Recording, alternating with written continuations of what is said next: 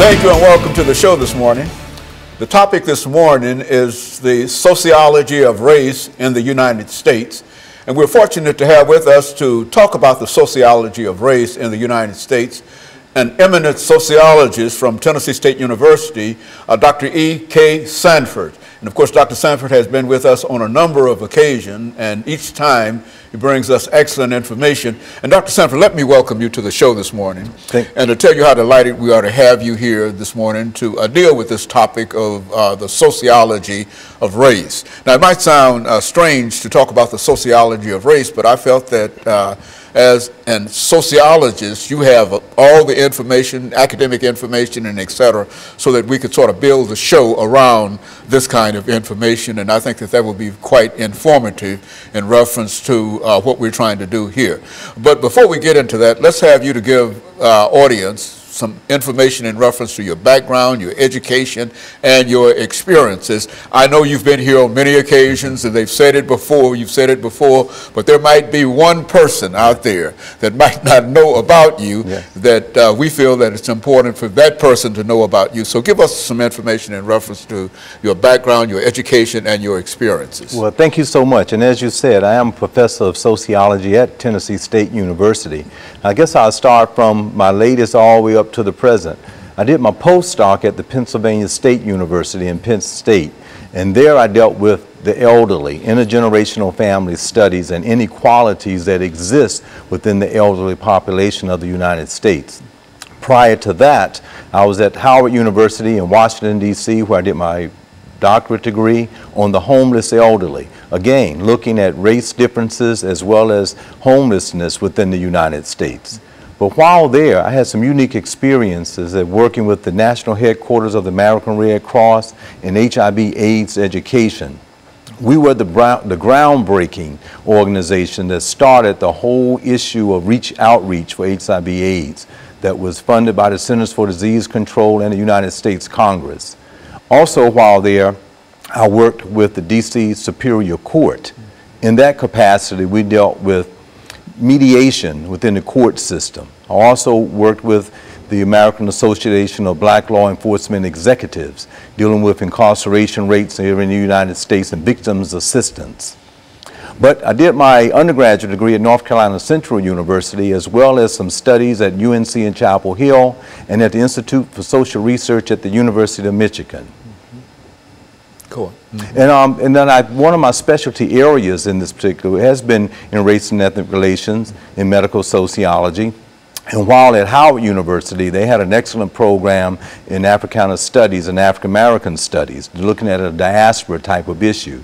And I did an external minor while working on a doctorate degree in that, which I think is very relevant for today's topic on looking at the sociology of race in America and how it has persisted from an earlier time to the present. And so I think that we've got some excellent information, and you've got the best experience to really talk about the sociology of race in America. What would you say in reference to making a statement that would sort of bring into view your basic information that you're going to deliver to us today? Give us sort of a capsule of what you wish to bring to us this morning. Absolutely. I think race, what I would like the viewing audience to understand, is a very complex issue, and it's totally ingrained in the very fabric of the American culture. And when I say culture, I'm talking about that complex whole that includes knowledge, traditions, values, and that's passed down from one generation to the next generation. So with that said, it's important to understand how race actually came about, how it was constructed here in America from 1619 to 2016. So I would like at the very outset to understand the complexity of it, because sometimes it gets so ingrained that we become so commonplace and it becomes something that we just think that is just everybody there. know about it. Everybody knows about it. Like a language, for an example. We were born in America, so we learned to speak the English language. And as a result of that, we were born in America, and with certain cultural traits that exist, those things are learned as well. So I think that's the point of departure of our discussion today, and to try to understand the complexity of it, because presently in 2016, we have a issue of people feeling that, well, that was back then and this is now.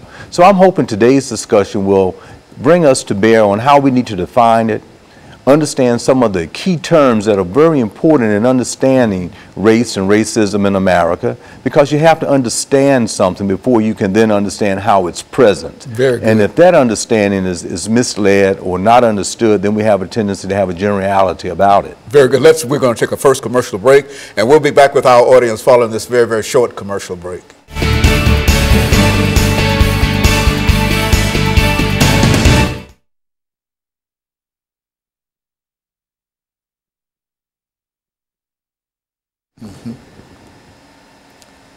And so what I'll do, I'll just introduce the show again, and you do just as you did this time, just take it on.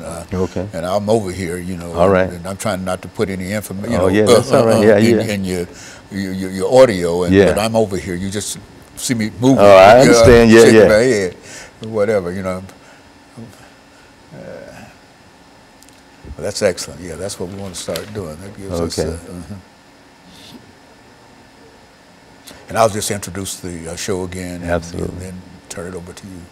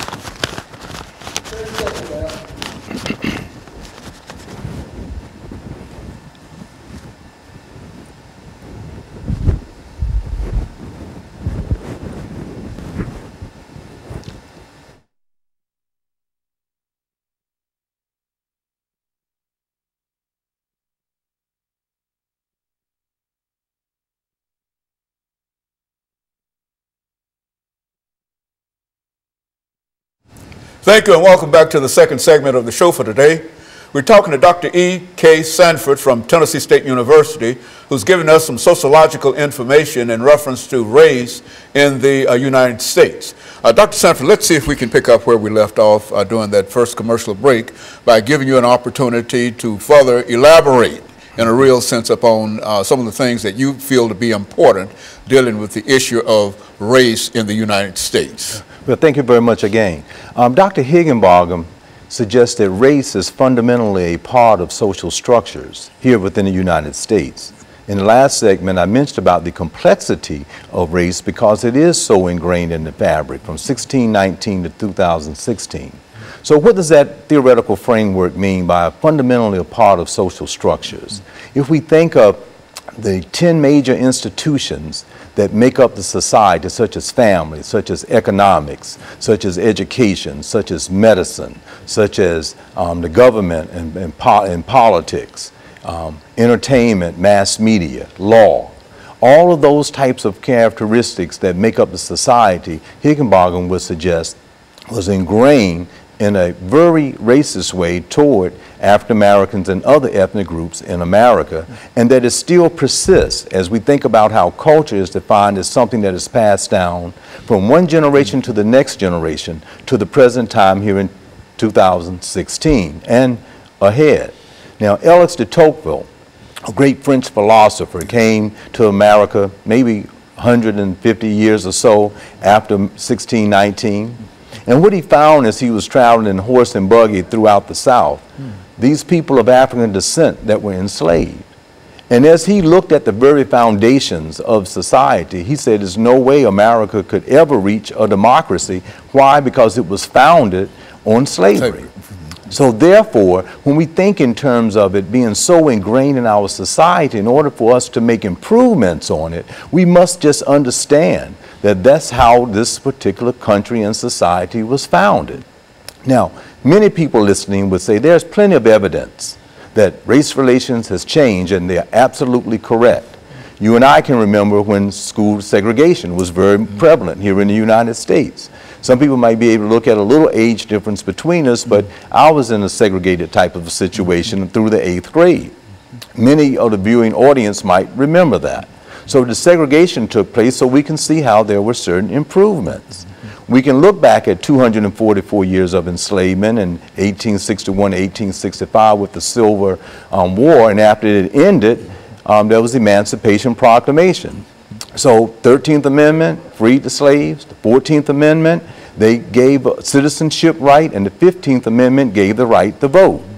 Now, when we talk about Higginbotham's piece on it being so ingrained in the fabric, we're talking about 1866, and Dr. Martin Luther King Jr. in 1865 was making the comment that people still do not have the fundamental right to vote in America. That's 100 years after the voting rights was given to slaves that were freed. So that's that notion of that. So we can see other possible improvements in race relations in America. The segregation is mentioned. We can see that we can drive any place from the East Coast to the West Coast, and if you want to get a place to live public accommodations are certainly free. You can speak and do anything that you want to, go into any store that you want to. We can even go as far as say now we actually have an African American president, and we can see representatives on the Supreme Court since that's such a topical issue. So there have been improvements. However, as we look at those improvements, we can also look at these disparities that I mentioned from my postdoc training through my PhD that are still very present, such as incarceration rates that you and I have talked about on the show many a times.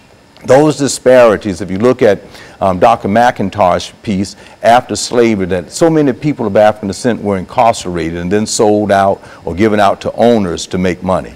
Presently, when you look at the incarceration rate, you still see a large amount and the highest percentage of African American males that are in prison. When you look back at an earlier time period in our history, you can see that people were fundamentally lynched and killed. Well, today you say, well, how does race is so much a part and ingrained in the very fabric? Good. When you see someone that may in that institution may have broken the law and someone is shot, that in the subconscious of that person, they still might shoot a person 14, 15 more times. Now, if you just think about if you go hunting and if you shoot a deer or any animal, you might shoot them one time as a good shot is done. You don't think about shooting them 15 more times. So we can see how something within the subconscious really is still present within our society as an indicator. So in sociology, we have to have a very clear definition of race. And race is fundamentally defined as viewing someone's attitudes and beliefs of someone's physical character